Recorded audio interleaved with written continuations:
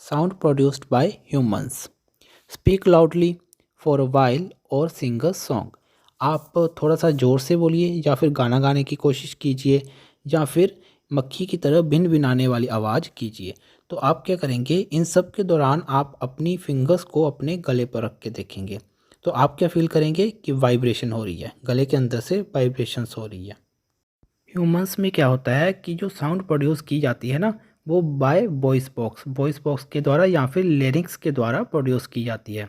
अगर हम अपनी फिंगर्स को अपने थ्रोट अपने गले पर रखेंगे तो हम एक हार्ड बम्प फील करेंगे। उभरा हुआ हिस्सा जो होगा वो हमें एक फील होगा। बॉडी के इस पार्ट को वॉइस बॉक्स कहते हैं। एंड ये अपर एंड होता है विंड पाइप का, जो सांस लेने वाली नली है ना, उसका ये ऊपर वाला हिस्सा होता है। और इसमें क्या होता है कि दो वोकल कॉर्ड्स जो होती हैं वो स्ट्रेच करती हैं, वो खींची हुई होती हैं अक्रॉस द वॉइस बॉक्स में। और वो इस तरह से खींचती हैं ताकि बिल्कुल पतली सी स्पेस बचे हमारी सांस को निकलने के लिए। जब हमारे लंग्स अंदर से एयर को फोर्स करते हैं ना बाहर को, तो वो इस स्लिट के थ्रू से होकर बाहर आती है। तो ये स्लिट्स क्या करती हैं, साउंड प्रोड्यूस करती हैं। इनके मसल्स जो होते हैं वो अट्रैक्ट होते हैं, स्ट्रेच्ड होते हैं, टाइट होते हैं और लूज होते हैं, ताकि साउंड की क्वालिटी को मेंटेन किया जा सके। जैसा कि आप फिगर में देख रहे हैं, इनके मसल्स काम स्पीकिंग के दौरान थोड़े से खुले होते हैं, साइलेंस के दौरान वो बंद होते हैं, लाउड स्पीकिंग के दौरान वो पूरी तरह से खुले हुए होते हैं। और जब हम विस्परिंग करते हैं ना, फुसफुसाकर बात करते हैं, तब वो बिल्कुल थोड़े से ओपन होते हैं। तो इस तरह से साउंड जो होती है वो ह्यूमन के वोकल कॉर्ड की स्ट्रेचिंग पर डिपेंड करती है। और ये वोकल कॉर्ड हमारे वॉइस बॉक्स में होते हैं या फिर लैरिंक्स में होते हैं। तो ये वोकल कॉर्ड किस तरह से खींचेंगे इस पर डिपेंड करता है कि हम किस तरह की आवाज़ निकाल रहे हैं। चलिए अब हम देखते हैं कि how we hear sound through our ears.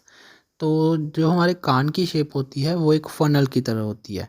तो जब आवाज़ साउंड एंटर करती है हमारे कान में, तो ये एक कैनाल के थ्रू उसके एंड तक जाती है। तो उसके एंड पे एक थिन मेम्ब्रेन जो कि टाइटली स्ट्रेच्ड होती है, और उस थिन मेम्ब्रेन को क्या बोलते हैं, एयर ड्रम।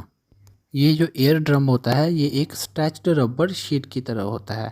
तो जब साउंड की वाइब्रेशंस इस एयर ड्रम के साथ टकराती हैं तो ये एयर ड्रम भी वाइब्रेट होता है, और ये एयर ड्रम इन वाइब्रेशन को हमारे इनर ईयर तक पहुंचा देता है। और वो इनर ईयर क्या करता है कि इन वाइब्रेशन के सिग्नल्स को हमारे ब्रेन तक ले जाता है, जिससे हमारा ब्रेन आइडेंटिफाई करता है कि साउंड जो थी वो किस फ्रिक्वेंसी की थी या कितनी तेज़ थी, किसी ने चिल्लाकर आवाज़ लगाई है, धीरे से आवाज़ लगाई है। तो ये सब आइडेंटिफाई करता है हमारा ब्रेन।